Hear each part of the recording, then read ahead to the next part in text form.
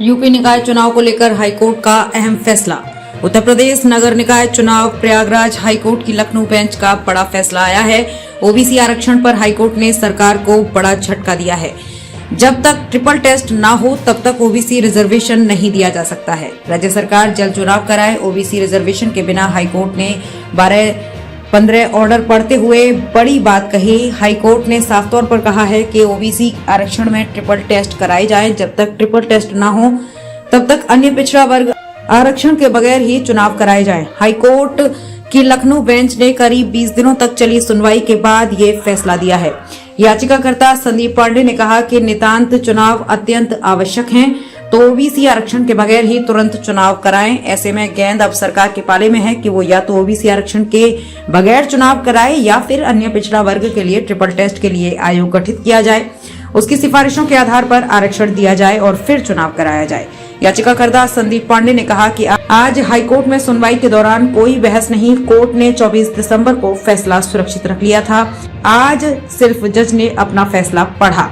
ऐसे में अगर सरकार ओबीसी आरक्षण के बगैर ही निर्णय लेती है तो एससी, एसटी और सामान्य सीटों के आरक्षण के साथ चुनाव जनवरी में कराई जाए। अगर सरकार ट्रिपल टेस्ट कराती है और आयोग गठित करती है तो 31 जनवरी तक ये प्रक्रिया पूरी करनी होगी।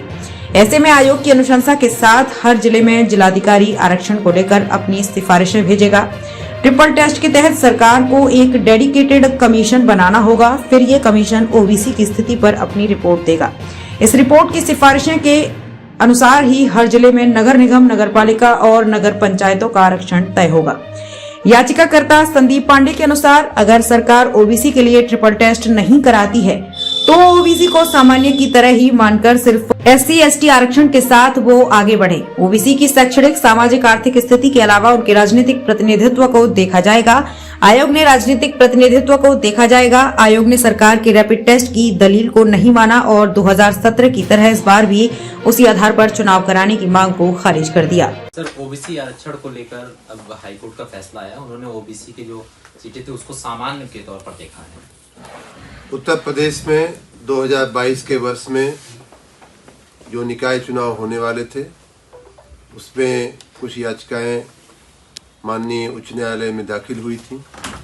उस संदर्भ में आज माननीय उच्च न्यायालय का निर्णय आया है। राज्य सरकार का सोचना है कि माननीय उच्च न्यायालय के निर्देशानुसार आयोग गठित करके ट्रिपल टेस्ट की जो प्रक्रिया है उसे पूर्ण करके हम ओबीसी को आरक्षण देने के बाद ही हम चुनाव कराएंगे और उसके बाद जो चुनावी प्रक्रिया है उसको हम करेंगे। हम इसके कानूनी पहलुओं को और भी हम गंभीरता से, गहराई से अध्ययन कर रहे हैं और अगर आवश्यक होगा तो हम सुप्रीम कोर्ट भी जाएंगे हमारे वकीलों की सलाह लेकर के। हम इस विषय में अध्ययन कर रहे हैं। सर, समाजवादी पार्टी जो है